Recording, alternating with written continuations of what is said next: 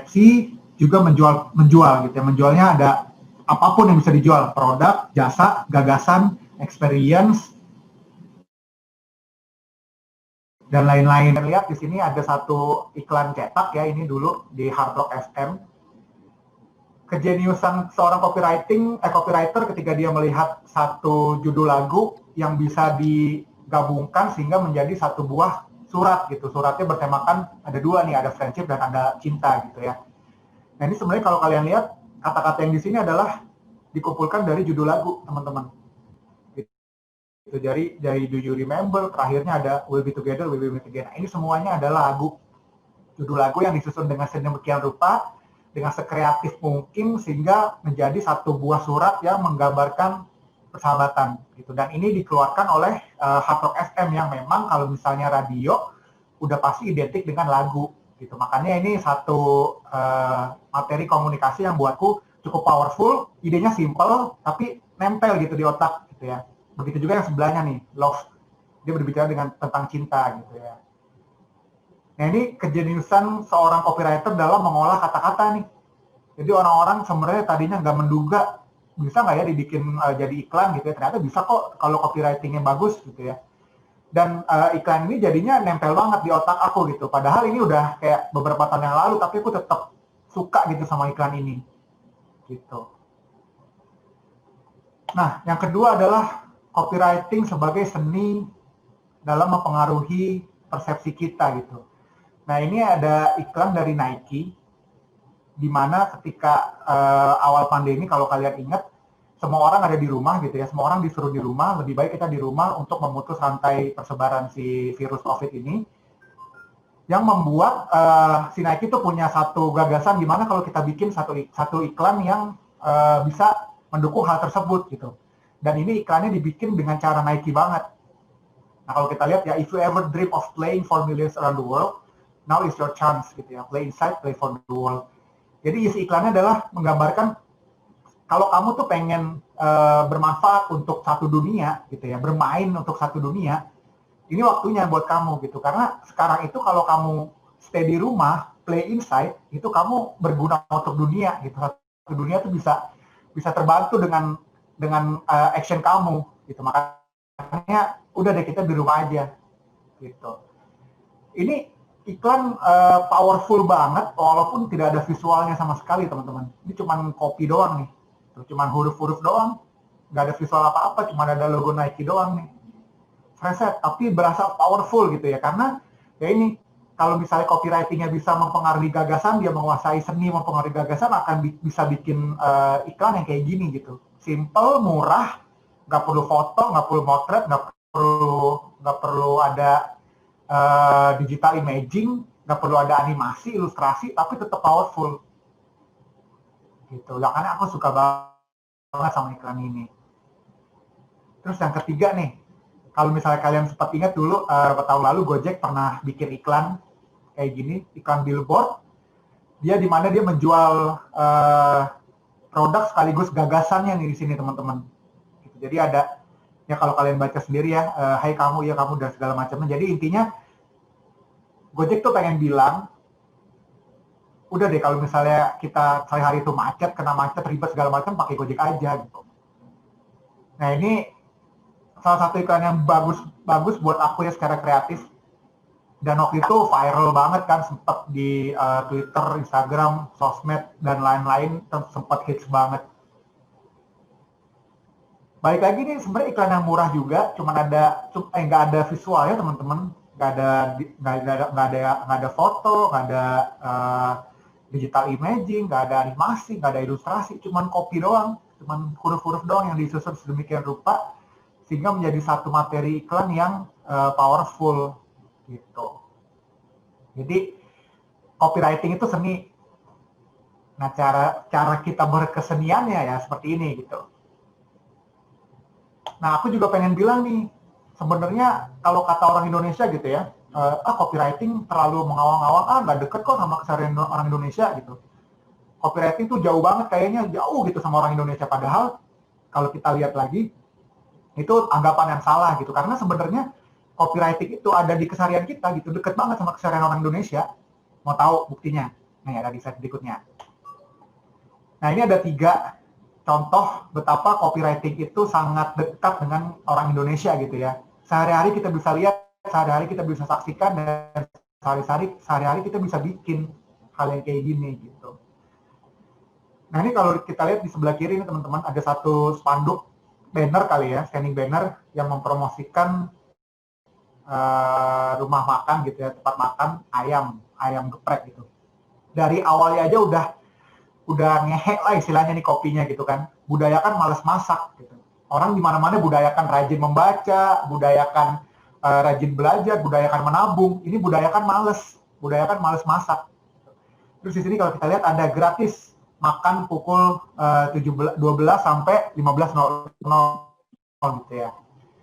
Ada juga menunya nih dikasih lihat sama dia, ada nasi ayam geprek, teh manis dan lain-lain. Ketika kita lihat lagi nih, wah ini kok bisa ya, iklan kok ada gratisnya nih, warung makan apa nggak rugi? Tiap hari ada gratisnya gitu kan. Nah kalau dilihat di bawahnya, dia ada tulisan lagi nih teman-teman. Notabene, kami buka pukul 16.30. Gitu. Kan kampret ya iklannya ya, dan ini begitu menohok gitu ketika aku lihat. Ini by the way aku foto sendiri nih teman-teman. Waktu itu aku lagi ada kerjaan di Malang, terus aku ngeliat banner ini terus aku foto karena lucu banget buatku gitu. Dan memang waktu aku taruh di timeline itu banyak banget yang respon, wah kampret S3 marketing apa gitu teman-teman, karena emang secara kopi ini bagus banget gitu dan simple. Nah yang kedua nih, keseharian kita juga nih di sebuah tempat laundry atau binatu gitu ya.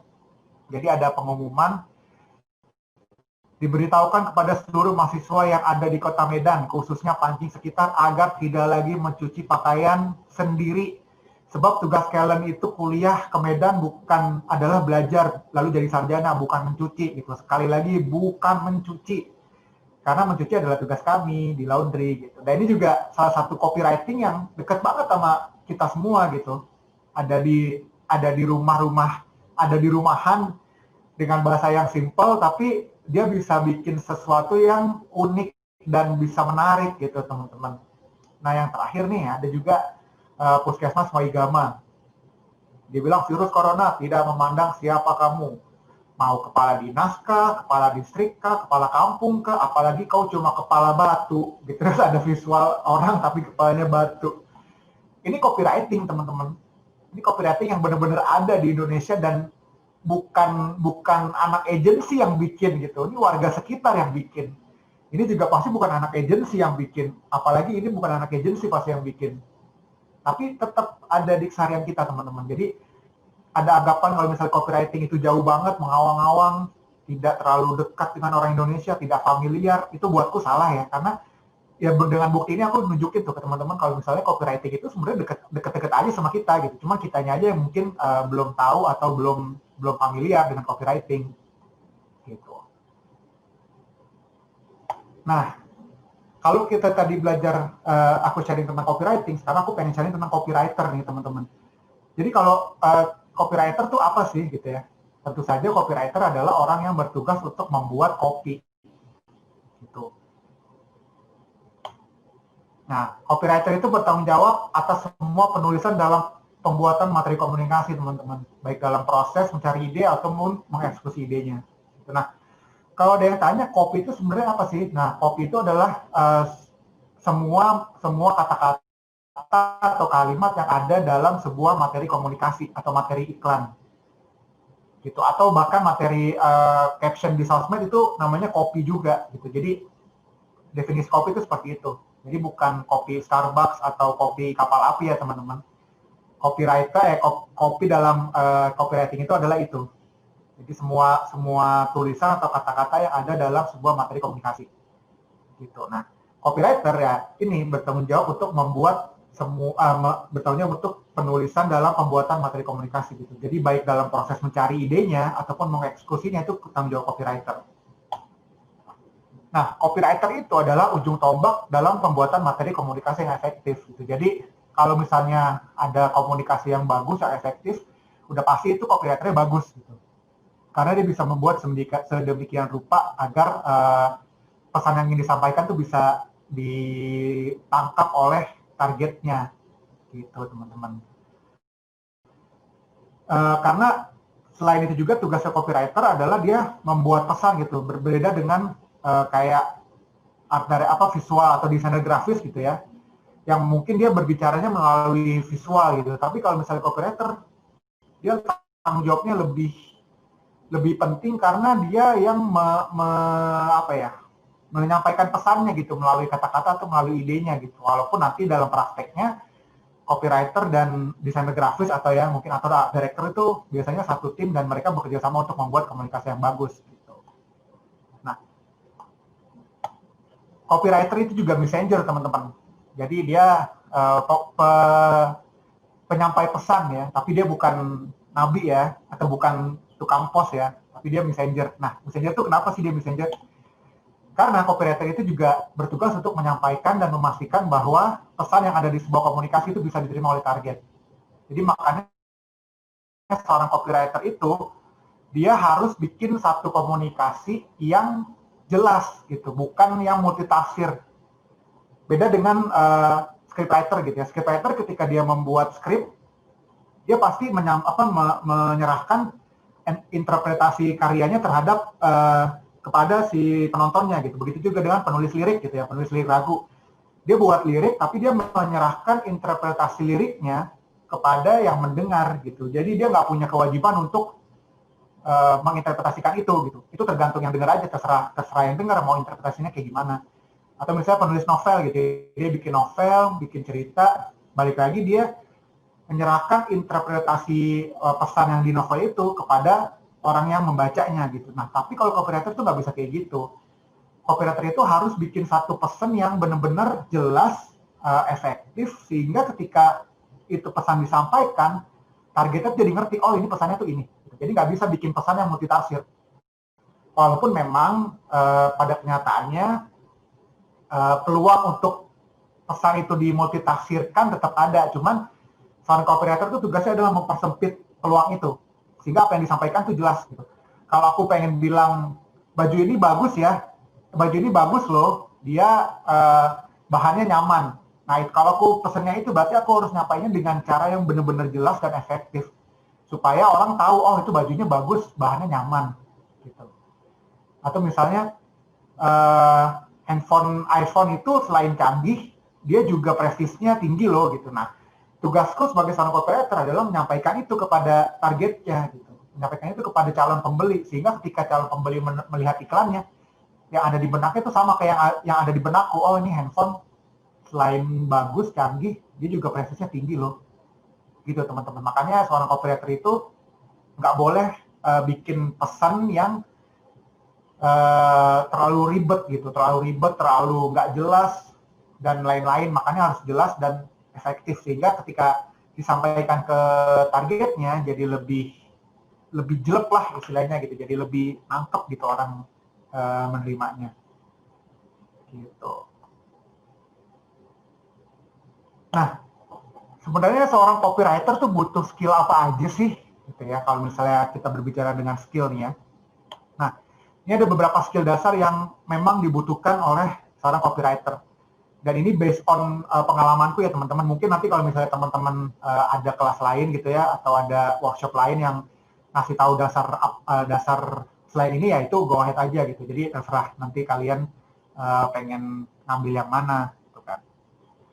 Nah, ini sebenarnya skill dasar copywriter teman-teman. Jadi ada kemampuan berbahasa udah pasti, karena selain menulis copywriter juga harus bisa berbahasa dengan baik gitu. Terus juga kreativitas tinggi udah pasti karena akan tergabung di satu tim yang namanya tim kreatif. Gitu. Jadi nggak mungkin nggak punya kreativitas.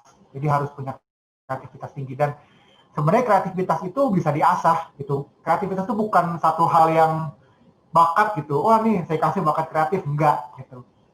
Kreativitas itu bisa diasah dengan berbagai macam cara. Jadi jangan takut kalau misalnya kalian merasa, aduh kayaknya gue nggak kreatif deh. Enggak juga, itu bisa tetap diasah kok kreativitas. Gitu. Terus kemampuan observasi yang baik, karena sebagai seorang copywriter selain menulis, justru dia harus punya kepekaan untuk membaca informasi yang lebih baik gitu ya teman-teman. Kayak misalnya aku nih, ketika aku mendapat satu pekerjaan, sejujurnya paling aku ngerjain nulisnya gitu ya, nulis itu paling prosesnya 1/3 dari kerjaan itu, teman-teman. Jadi kalau misalnya digambarkan, misalnya aku dapat kerjaan deadline-nya 3 hari gitu ya. Nah, biasanya tuh aku menggunakan 2 hari itu untuk observasi, untuk riset, untuk cari tahu gitu, apa sih ini brandnya yang dijual, apa sih ini yang pengen disampaikan, apa sih pesannya dan segala macam. Itu aku lakuin observasi, aku cari tahu, aku tanya-tanya orang, aku lihat di Google, aku baca artikel-artikel yang mendukung produk atau jasa atau barang yang ingin aku jual gitu, teman-teman. Jadi makanya seorang copywriter juga harus punya kemampuan observasi yang baik gitu. Terus yang keempat, teliti dan detail oriented. Nah, ini juga harus banget karena tugasnya adalah berhubungan dengan kata-kata yang kalimat kata-kata yang seringkali ada miss-nya gitu, teman-teman. Seringkali itu ada typo-nya lah kalau orang sekarang bilang gitu. Makanya seorang copywriter itu harus teliti dan detail oriented banget gitu. Jadi dia nggak bisa nggak ngecek kerjaannya gitu. Jadi ketika dia kerja, dia harus ngecek itu berulang-ulang kali, karena kalau misalnya dia salah, itu akan merugikan itu akan merugikan banyak orang gitu, akan merugikan banyak pihak. Dan yang terakhir, ini juga penting walaupun kadang orang suka lupa gitu ya. Copywriter itu harus punya kerjasama tim yang baik gitu ya. Percuma kalau misalnya kita skill menulisnya jago, kerjaannya kita cepat gitu ya. Terus ide-ide kita bagus-bagus, cemerlang, tapi kita nggak bisa kerjasama sama orang. Nah, itu nggak akan jadi apa-apa sih copywriter itu. Dia akan jalan di tempat karena ya nggak punya teman untuk nggak punya dasar yang kuat untuk bekerja sama dengan orang. Padahal kalau misalnya di industri kreatif, kerja sama tim itu bukan kadang sih, seharusnya bisa bikin seseorang itu jadi lebih baik gitu, teman-teman. Nah, selain skill dasar ada juga nih skill tambahannya, teman-teman. Nih, seorang copywriter juga harus bisa berargumen, harus punya kemampuan berargumen dengan logika gitu ya. Karena di kerjaan ini justru kalian akan banyak diskusi, akan banyak ide-ide yang di-challenge gitu ya. Akan banyak filosofi atau background-nya nih, kenapa nih bikin ini gitu. Nah, kalian harus punya kemampuan berargumen tuh dengan baik. Gak bisa nih kalian misalnya bikin satu copy, misalnya gini, ayo di-scan barcode-nya biar dapat untung gitu misalnya. Nah, ketika kalian ditanya sama klien atau sama bos kalian, ini kenapa kamu bikin ini, kopinya kayak gini? Kamu cuma bilang, ya karena bagus aja mas. Nah, itu udah pasti kamu diketawain gitu. Jadi kamu harus bisa menjelaskan nih, kenapa kamu bikin ini, kenapa kamu pilih kata-katanya ini, kenapa kamu pilih gaya bicaranya kayak gini. Nah, itu harus bisa diargumentasikan dengan baik, teman-teman. Jadi nggak cuma karena keren aja, karena bagus aja, karena lagi tren gitu. Nggak cuma kayak gitu doang. Atau mungkin nanti kalau misalnya kalian ditanya-tanya klien atau presentasi gitu ya, kalian juga bisa jawab dengan baik kalau misalnya punya kemampuan berargumen yang baik. Gitu. Terus juga skill tambahannya adalah kemampuan beradaptasi. Karena nanti ketika kalian kerja jadi copywriter gitu ya, pasti kalian akan berhadapan dengan berbagai macam klien gitu ya, berbagai macam brief, berbagai macam kerjaan, berbagai macam produk. Nah, di situ dituntut untuk bisa fleksibel tuh. Gitu, nulis untuk produk ibu rumah tangga sama nulis untuk mahasiswa beda-beda kan tuh cara nulisnya tuh. Gitu, karena karakter pasarnya itu beda. Jadi kita harus punya kemampuan beradaptasi yang baik. Begitu juga dengan klien gitu ya. Klien yang satu dengan klien yang lain kan berbeda-beda tuh.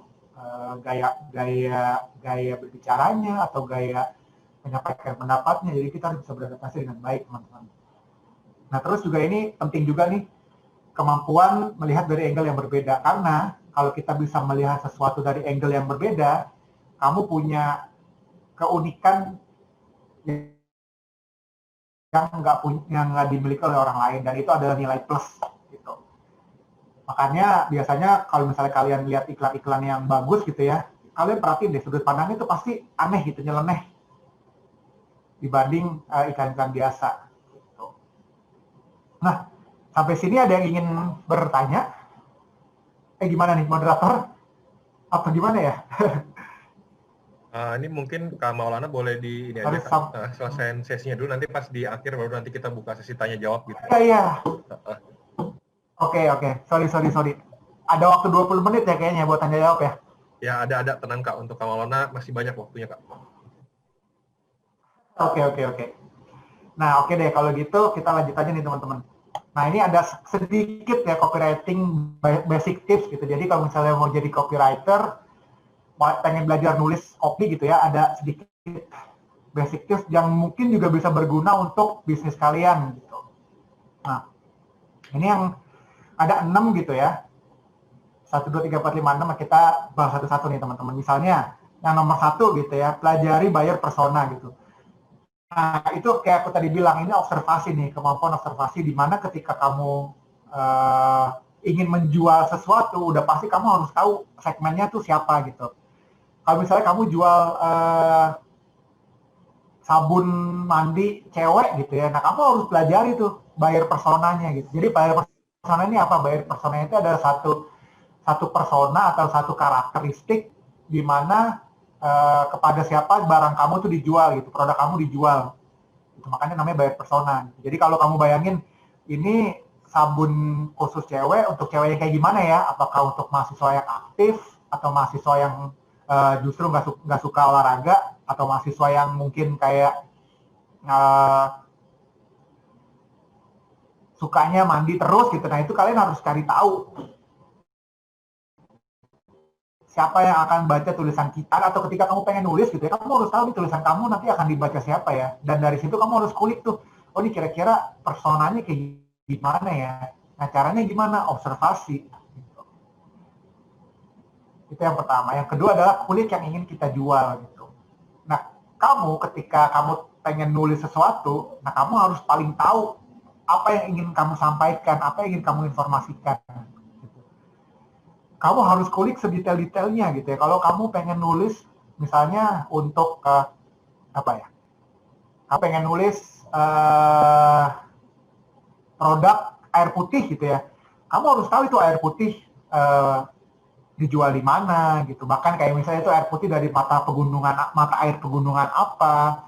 Itu air putih harganya berapa, ukurannya berapa. Pokoknya kamu harus cari tahu sedetail-detailnya tentang produk yang ingin kamu jual. Gitu, sehingga ketika kamu nulis kamu udah komplit tuh informasinya, dan kamu bisa cari angle-nya nih, oh misalnya oh ini ternyata airnya dibuatnya di Gunung Pancar nih. Gunung Pancar kan terkenal dengan kelestarian alamnya dan dia memakai 100% air pegunungan asli gitu. Nah itu bisa kamu masukin di tulisan kamu gitu. Pokoknya kamu kulik sedetail-detailnya tentang apa yang ingin kamu jual. Nah terus juga yang ketiga, kamu seharusnya bisa bikin headline yang nendang gitu. Ini tips Simon, kita sampai di mana tuh tadi? Oh di sini ya. Nah kalau ya itu tadi, kalau advertorial dia seperti berita tapi bukan berita gitu. Makanya headline-nya condong lebih panjang dan lebih menarik, lebih panjang dan lebih deskriptif biasanya kalau tutorial. Nah kalau kontrarian kayak tadi saya bilang tuh, jadi ini formula copywriting yang berakibat total, dia menyandingkan sesuatu yang selama ini dipercaya orang dengan sesuatu yang berbeda gitu, dengan yang lain. Dia bikin kontraknya gitu. Kalau selama ini orang misalnya nulis 7 formula copywriting yang bikin sukses gitu ya, tapi ini bikinnya 7 formula copywriting yang berakibat fatal. Balik lagi ketika tulisannya unik gitu ya, beda sama yang lain tuh, justru makin penasaran kan untuk ngeklik gitu. Nah kita sampai ke AIDA formula nih teman-teman sekarang gitu ya. Jadi AIDA formula adalah materi berikutnya. Nah sebenarnya AIDA formula itu apa sih gitu ya? AIDA itu apa ya? Bukan nama orang, bukan nama kota, negara, tapi AIDA itu adalah kependekan dari 4 hal ini teman-teman. Jadi ada awareness, ada interest, ada desire, dan ada action. Nah masing-masing ini dia punya tugasnya masing-masing gitu ya. Dan sebenarnya AIDA ini adalah satu metode menulis, teknik menulis, formula yang diciptakan sudah bertahun-tahun lalu gitu ya. Sebagai sebuah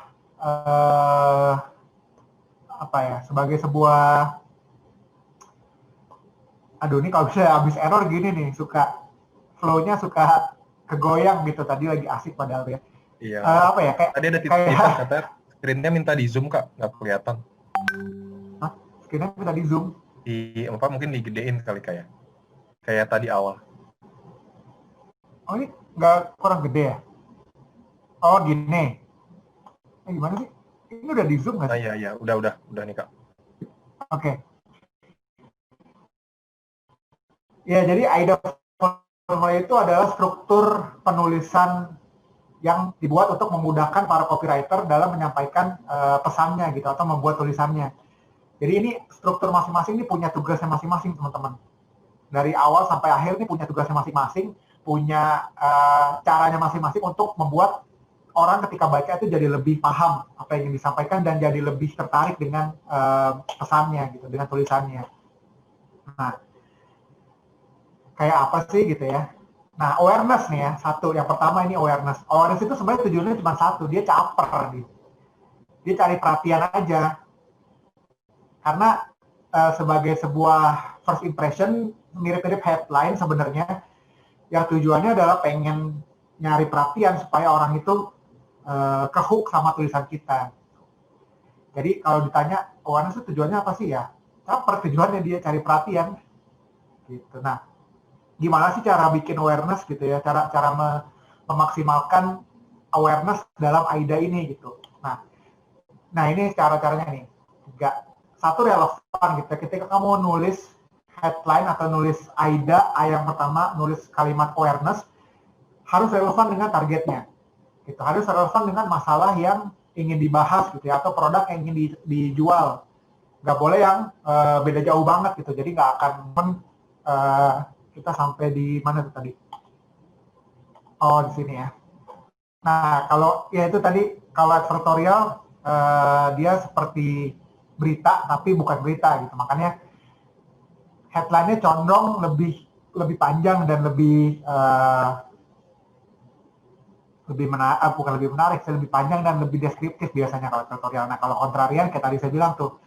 Jadi ini formula copywriting yang berakibat total, dia menyandingkan sesuatu yang selama ini dipercaya orang dengan sesuatu yang berbeda gitu, dengan yang lain. Dia bikin kontraknya gitu. Kalau selama ini orang misalnya nulis 7 formula copywriting yang bikin sukses gitu ya, tapi ini bikinnya 7 formula copywriting yang berakibat fatal. Balik lagi ketika tulisannya unik gitu ya, beda sama yang lain tuh, justru makin penasaran kan untuk ngeklik. Gitu. Nah, kita sampai ke AIDA formula nih teman-teman sekarang. Gitu ya. Jadi AIDA formula adalah materi berikutnya. Nah, sebenarnya AIDA formula itu apa sih gitu ya? AIDA itu apa ya? Bukan nama orang, bukan nama kota, negara, tapi AIDA itu adalah kependekan dari 4 hal ini, teman-teman. Jadi ada awareness, ada interest, ada desire, dan ada action. Nah, masing-masing ini dia punya tugasnya masing-masing gitu ya. Dan sebenarnya AIDA ini adalah satu metode menulis, teknik menulis, formula yang diciptakan sudah bertahun-tahun lalu gitu ya. Sebagai sebuah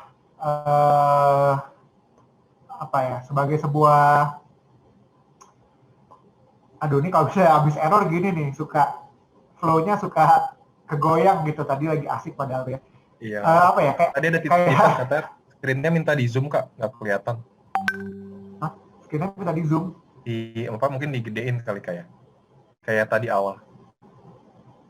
Oh ini nggak kurang gede ya? Oh gini. Gimana sih? Ini udah di zoom nggak sih? Iya, udah nih Kak. Oke. Ya, jadi AIDA formula itu adalah struktur penulisan yang dibuat untuk memudahkan para copywriter dalam menyampaikan pesannya gitu atau membuat tulisannya. Jadi ini struktur masing-masing ini punya tugasnya masing-masing teman-teman.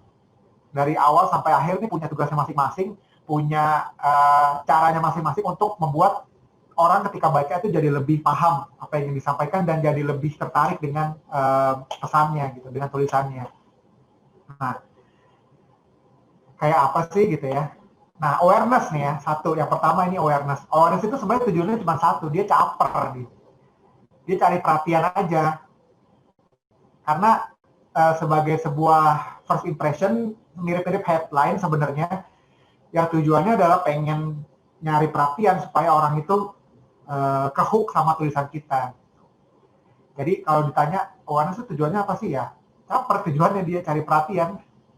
Gitu. Nah, gimana sih cara bikin awareness gitu ya? Cara memaksimalkan awareness dalam AIDA ini gitu.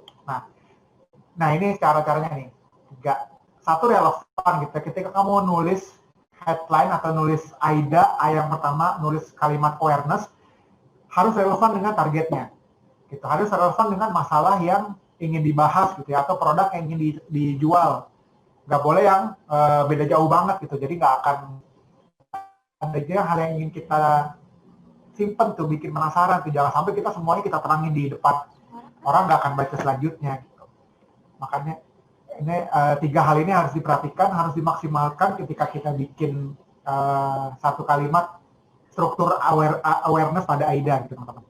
Nah yang kedua adalah interest. Nah kalau tadi awareness itu tujuannya caper, interest itu tujuannya untuk menarik minatnya sedikit-sedikit nih.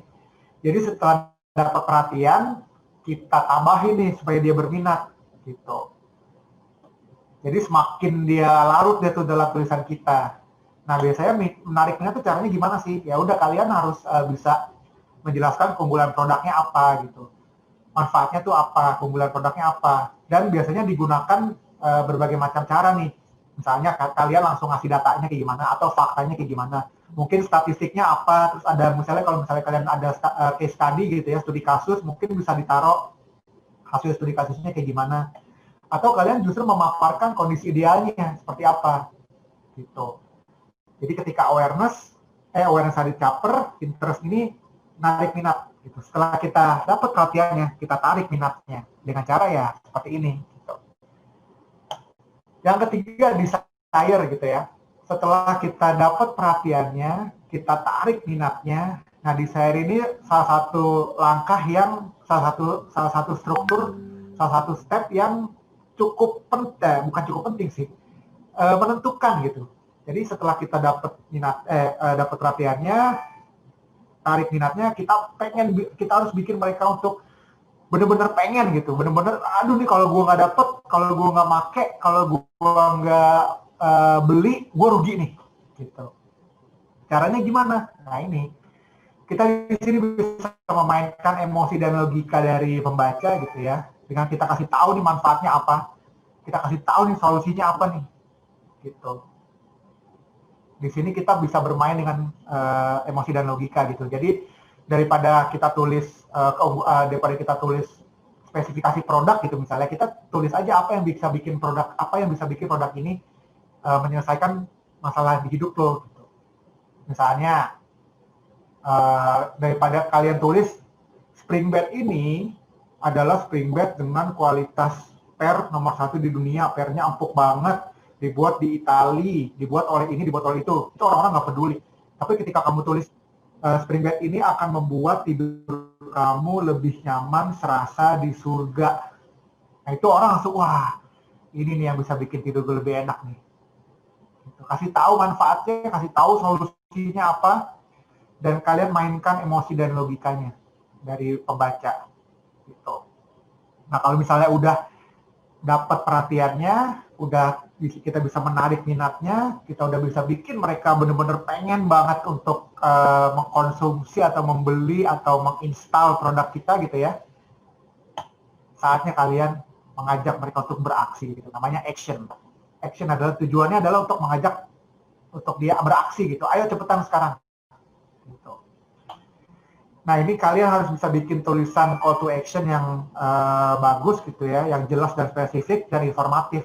Itu jangan tanggung-tanggung. Kayak aku bilang sebelumnya tuh, cek sekarang, mungkin kayak hubungi customer service kita, atau kunjungi bioskop-bioskop terdekat, atau awal bulan foya-foya, tengah bulan udah merana. Kamu kayak gini ya. Nah ini awareness nih. Ketika aku nulis gini, aku pengen menarik perhatian orang-orang yang memang nasibnya kayak gitu. Jadi kan banyak orang Indonesia yang, wah habis gajian, wah kayak sultan gitu. Pas sudah tengah bulan ya udah budgetnya budget kos-kosan. Nah ini aku tampilkan di sini nih sebagai awareness. Awal bulan foya-foya, tengah bulan udah merana. Terus ada kalimat pertanyaan, kamu kayak gini ya?